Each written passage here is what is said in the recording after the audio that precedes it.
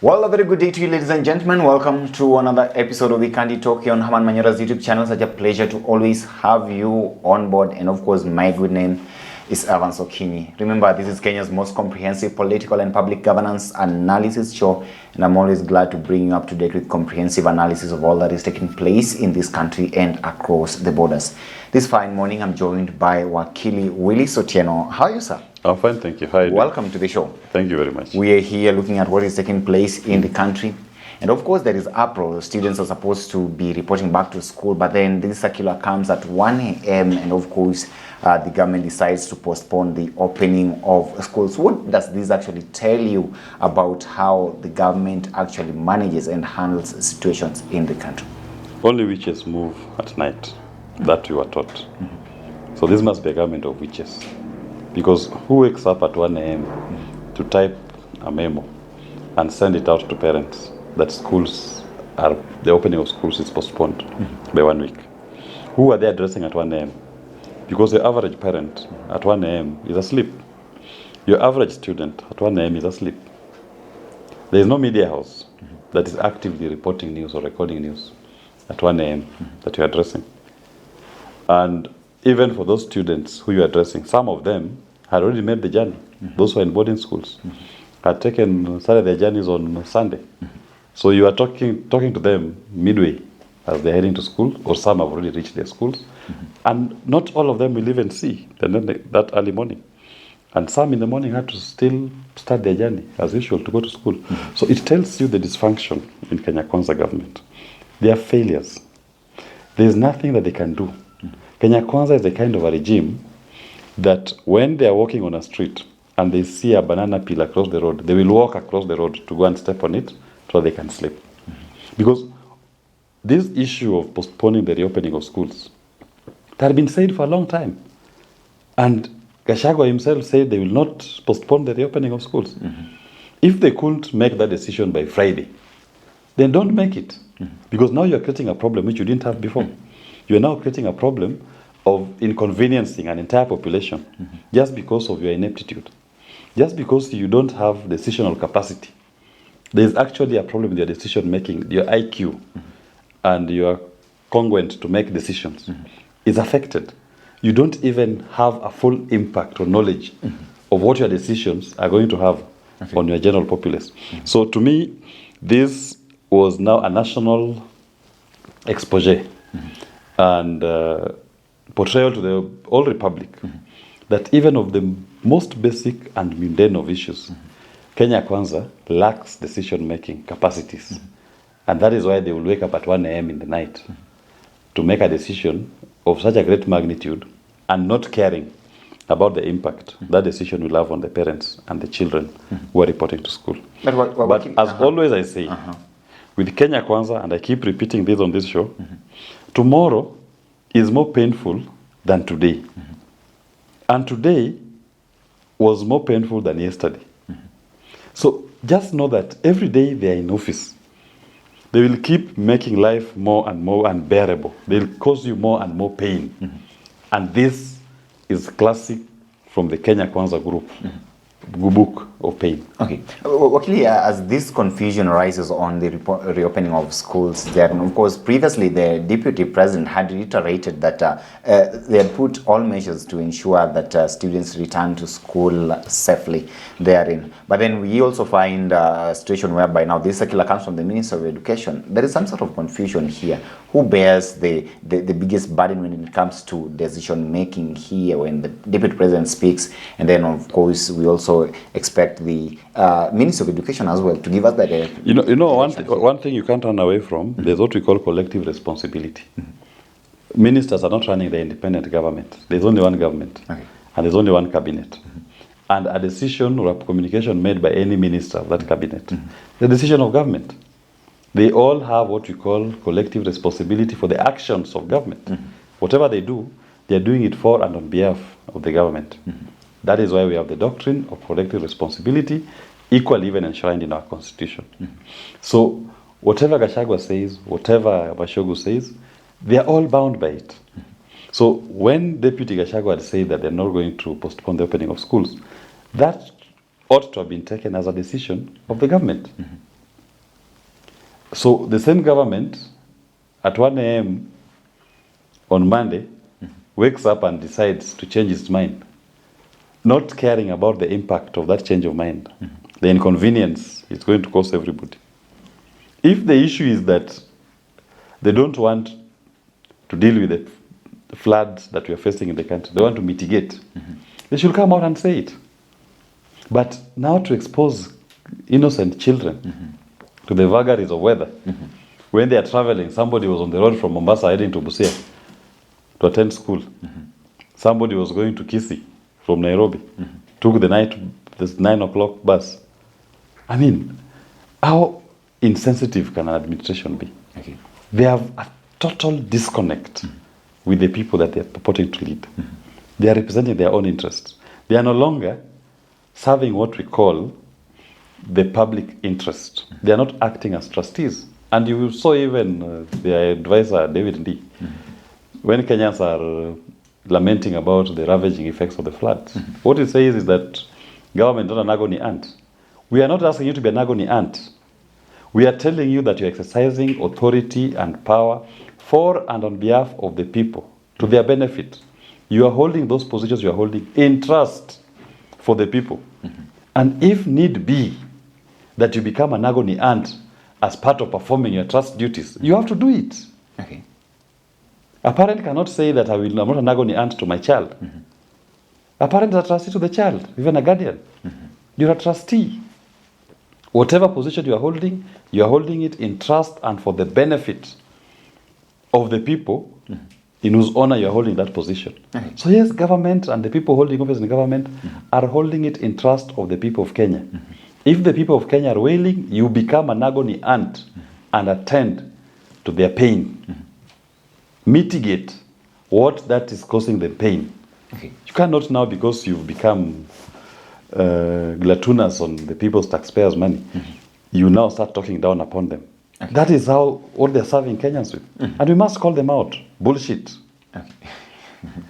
Oh, of course, that's your word, Wakili. But then here we are. After coming under such kind of sharp criticism from the general public here, the Cabinet Secretary in charge of education, Honorable Ezekiel Mashogu, came and forward and actually defended the kind of decision that he made of postponing this opening or rather reopening of schools. Now, my question here would be, because he said very well that he cannot actually subject learners to the kind of weather conditions that we're witnessing here right now with the raging floods and all that. So what's the problem here? Is it the decision of reopening of schools or the timing of that communique that was wrong? The problem is that even until now, Mashogu does not even know what the problem is.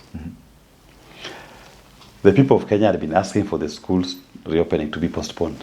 Okay. So nobody's questioning the decision to postpone. So the decision was right to actually The decision to postpone because of the ravaging effect of that was right. Our issue is with the 1 a.m. communique. Why not on Friday? Why not give what is called fair notice? Give people sufficient time. Don't hold until the last minute. Now you're causing a new problem. Why not even, worst case scenario, communicate on Saturday morning? Bad enough, but we can take that. Why at 1 a.m. on Monday morning when schools are opening at 8 o'clock? Who are you addressing at 1 a.m. in the morning? Are you a witch? Because only witches move at night. So you are taught. So who is addressing at 1 a.m. in the night? So we are simply saying it is the manner in which the decision was communicated that people have a problem with. Nothing stopped them from making that communication early enough. And even as we sit here today, he doesn't even think to understand there's a problem. He doesn't even have the mental capacity to appreciate what the people are complaining about. They are not complaining about the decision to close the schools or to postpone the reopening. They are complaining about the manner in which it was communicated, the timing. And prudence will require that they should start by saying, I'm sorry. I know I've caused this hardship to students. I'm very sorry. But we had to make a difficult decision, letting them. Be magnanimous. You have to show some sense of compassion to the people you've caused this hardship. You don't just talk as if now you are Lord somewhere. There's no Lord in Kenya. And they should not act like we owe it to them. They owe it to us. They're exercising a public trust. And when you make a decision in excess of that public trust, it should be to the benefit. And if you've made a mistake, please just be magnanimous enough, be compassionate, and say sorry. Try to mitigate the adverse effect of your decision, the wrong decision. Don't start just stamping or showing us kifua. Huh? Wakili, what if the ministry had been actually monitoring the kind of weather situation that we have right now, and that actually would be responsible for the kind of time that they took in order to make that decision? If they were monitoring, they could have reached a decision by Friday. Because their report is not a one-day event. It was an earthquake that took place at 6 p.m. on Sunday night. No, there was no earthquake on Sunday night. The floods and the raging waters have been there for more than now 1 week, almost 2 weeks. They have been there with us. They have been monitoring. They have been aware. This is not a catastrophe that caught us by surprise. And that is why I'm saying Kenyans had been raising this question before. Can you please postpone the reopening of schools? And if whoever was making the decision could make that decision early enough, that has to wait until 1 a.m. in the morning to make the decision and communicate it, that person has a problem in the head. And if you're the minister, then he has a problem in his head. And if he sees nothing wrong with the manner in which the decision was communicated, he has a problem in the head. And it needs to be examined. Okay. Here we are. Some of the students are actually reported to school, and of course there was that the subsequent communique from the Ministry of Education instructing all the county heads of schools to make sure that the ones who reported had actually been are actually retained in school. What do you make of that kind of second circular that was actually given and directive given to the principals of various schools? Of course. That is now what prudence is. What do you do with the student once the students are reported to school? The students in a boarding school has traveled far and wide to go to school. Okay. You said it's the floods, the raging waters. Are you going to send the same student back on the raging waters to find their way back home and then in 1 week go back? That was the prudent thing to do. In fact, they should have said it in the first circular, not wait for the second. You say, we take note that some of our students may have reported or may be on the way to schools. We urge the principals, please admit them, allow them in, and let them be housed at the schools within a safe confines of the schools. And we keep monitoring. So was it, and we'll advise. Do you see some sort of lack of proper communication? Of course, it is. They are not thinking. There's lack of thinking, not lack of proper communication. It's lack of thinking. They can't think end to end. You can't even think that I've made this decision midstream. There's a student on his way to school already. There's a student who's arrived at the school that evening. The evening before the decision has been made. You're not thinking. You don't have the total picture of the schools. You don't even know the community you're addressing. If we had proper end-to-end thinking in that cabinet, these are things you anticipate. And in your first communique, you address all of them.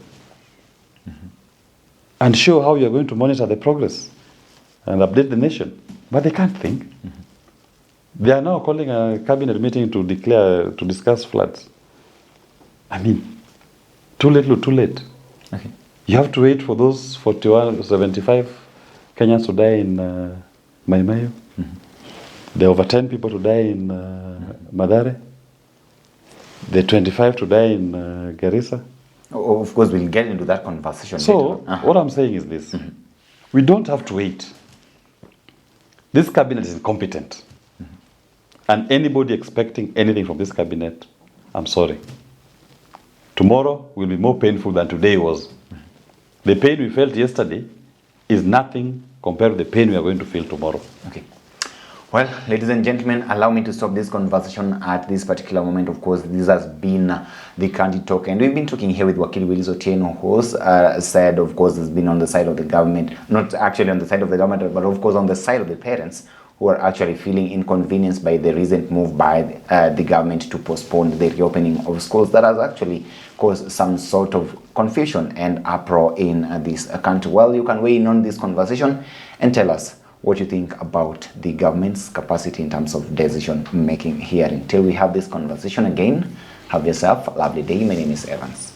Okay.